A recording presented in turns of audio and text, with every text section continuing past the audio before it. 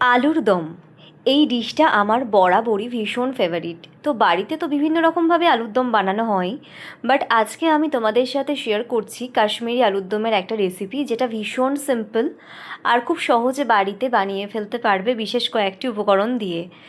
তো এটা তোমরা পোলাও, ফ্রাইড রাইস বা রাইস কিংবা লুচি পরোটার সাথেও কিন্তু খেতে পারো। তো আমি প্রথমে আলুটাকে সেদ্ধ করে নিয়েছি, তার আগে তো খোসা ছাড়িয়ে নিয়েছিলাম, আর এরকম মিডিল থেকে ভাগ করে যেরকম আলুর দমের আলু কাটা হয় সেইভাবেই সেদ্ধ করে একটু সুন্দরভাবে ভেজে নিয়েছি। কিন্তু সাদা তেলে ভাজছি, আর তার মধ্যে একটু সামান্য হলুদ দিয়েছি আর একটুখানি লঙ্কা গুঁড়ো, তবে হলুদটা যতটা পেরেছি কম দিয়েছি। আর আলুটা বয়েল করার সময়তে আমি কিন্তু একটুখানি লবণ দিয়ে নিয়েছিলাম, দ্যাটস ইট। তারপর আলুটাকে তুলে রেখেছি, আর কড়াইয়ের মধ্যে সাদা তেল আরেকটুখানি দিয়ে তার মধ্যে গোটা শুকনো লঙ্কা ফোড়ন দিয়েছি, আর দিয়েছি হচ্ছে দারচিনি। আর তারপরে আমি দিয়ে দিয়েছি কড়াইয়ের মধ্যে যে মশলাটা আমি করে রেখেছি, কাজু, সাদা তিল, মগজ আর পোস্ত, সেই একসাথে যে ঠিক পেস্টটা বানিয়ে রেখেছিলাম মিক্সিতে ব্লেন্ড করে, সেটাই দিয়ে একটুখানি কষে নিয়েছি।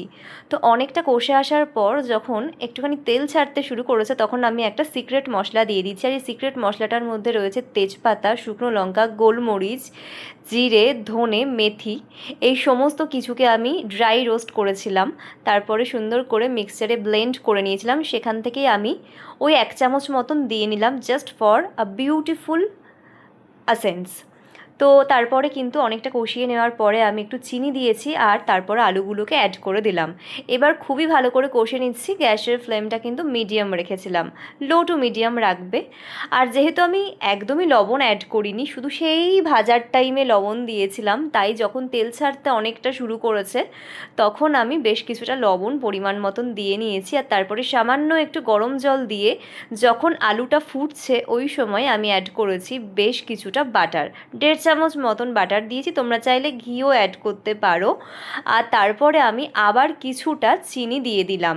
এবার খুব ভালো করে ফুটিয়ে নেব। এই রেসিপিটা কিন্তু ভীষণই ইজি, বাড়িতে এই কয়েকটা উপকরণ থাকলেই তুমি ভীষণ সহজভাবে অল্প সময়ে বানিয়ে ফেলতে পারবে। বাড়িতে কোনো গেস্ট এলেও এটা তুমি কিন্তু চাইলে অবশ্যই তাদেরকে বানিয়ে খেতে দিতে পারো বা সার্ভ করতে পারো, আর নিজেদের বাড়িতে খাওয়ার জন্য এটা বেশি ভালো একটা আইটেম। তো আমার তো খুবই ভালো লাগে। আর যেহেতু আমি কাশ্মীরি আলুর দম বানাচ্ছি, তো আমি খুব একটা বেশি হলুদ ইউজ করব না, একটু সাদা সাদা টাইপের রাখবো। আর মিডিলে দিয়েছিলাম বেশ কিছুটা দই, ফেটানো দই। তারপরে আরেকটুখানি কষিয়ে আরেকটু জল দিয়ে আমি কিন্তু নামিয়ে নিয়েছি কাশ্মীরি আলুর দমটাকে। আর এটা একটু মিষ্টি মিষ্টি আইটেম, আগে থেকেই বলছি। সো খেতে তো ভীষণ ভালো হয়েছিল, তোমরাও ট্রাই করে জানিও তোমাদের কেমন লেগেছে।